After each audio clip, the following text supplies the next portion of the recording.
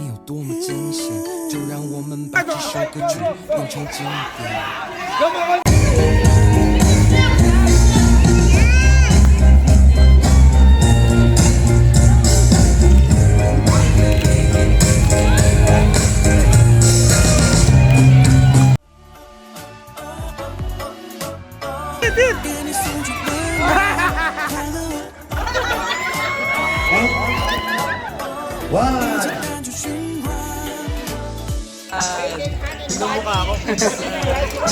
Objective din po namin is pagka wala na sila dito, wala naman po permanente.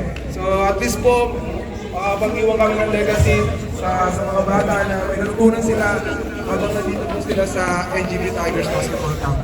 Ganun naman po, salamat po ulit at all parents, sa mga bata,